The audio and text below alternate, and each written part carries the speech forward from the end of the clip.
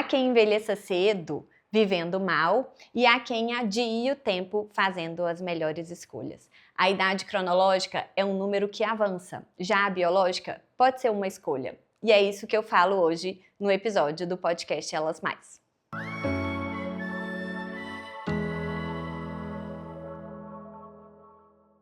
Sabe o que realmente te envelhece? É o quão frágil você é. Chamamos fragilidade em medicina essa disparidade que existe entre a sua idade cronológica e a sua idade biológica. Existe muito velho jovem e existe muito jovem velho. O que quer dizer isso? Será que o seu corpo te permite desempenhar as funções que são típicas de uma idade, numa idade mais avançada? Quando o seu corpo é adaptado, você consegue preservar as suas funções biológicas, mesmo que tenha uma idade cronológica maior. E o que eu quero chamar a atenção é que existem questões que são naturais do envelhecimento. Eu disse outro dia no meu Instagram que vivemos num mundo em que resolveram patologizar o envelhecimento, torná-lo doença, quando de fato ele não é. É natural da raça humana, é natural da biologia. E com o envelhecimento, naturalmente, os nossos órgãos e sistemas vão funcionando de forma diferente.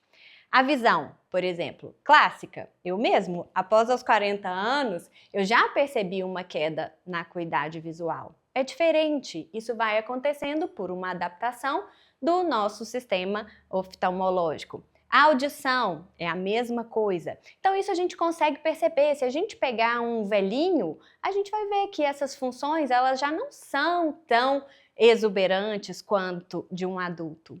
Já falando de mobilidade, é outra questão. A gente vai se tornando mais parado ao longo do tempo. As articulações, elas vão enferrujando, elas vão ficando menos lubrificadas, uma cartilagem que era muito espessa já se torna mais fina, um osso acaba rangendo no outro. Então é quando começam a surgir as sobrecargas, sobretudo da metade inferior do nosso corpo, joelho, tornozelo, quadril. Então isso, quando passa a te limitar do ponto de vista funcional, ou seja, não consegue mais ter uma velocidade de marcha, a velocidade ao caminhar, ou alguma dificuldade, por exemplo, subir escada, descer escada, isso tudo é um sinal de envelhecimento do seu sistema músculo-esquelético.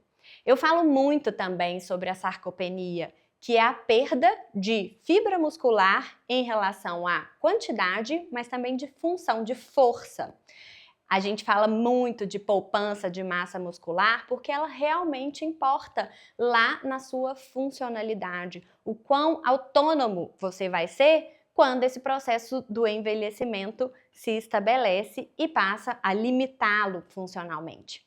E aqui eu digo para as atividades habituais do dia a dia mesmo, nós mulheres. É importante que a gente tenha músculo para a gente poder secar um cabelo, abrir e fechar uma janela, pendurar uma roupa no varal, carregar a sacola. Estou falando aqui da nossa musculatura da metade superior do corpo. Já para as pernas, subir escada, ficar mais tempo de pé, andar um pouco mais rápido, por exemplo, para poder pegar um ônibus, para poder correr atrás do filho ou do neto, isso tudo é muito importante e reflete a nossa saúde músculo-esquelética.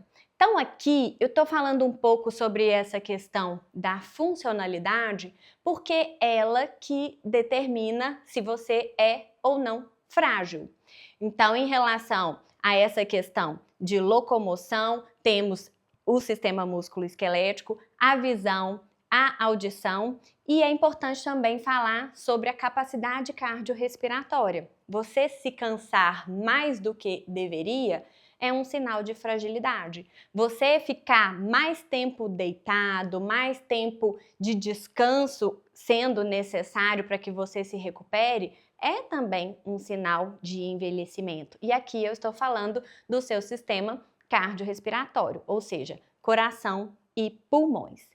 Então, no mundo em que tudo está muito maquiado, a gente consegue muitas vezes associar procedimentos estéticos para poder minimizar o efeito do envelhecimento, por exemplo, na pele, é importante que a gente também esteja atento a como a gente está envelhecendo por dentro, porque não adianta nada ter uma embalagem bonita quando, na verdade, você está disfuncional. Se você gostou desse episódio, compartilhe com outras mulheres que também estão em busca por uma vida mais leve, longa e com propósito. Aproveita também para seguir o podcast e explorar os outros temas já disponíveis lá. Tem muita conversa boa te esperando. E me conta o que você achou. Suas dúvidas, sugestões e temas que gostaria de ver por aqui fazem toda a diferença. Deixe seu comentário lá no Instagram ou na plataforma em que você estiver me ouvindo e até a próxima.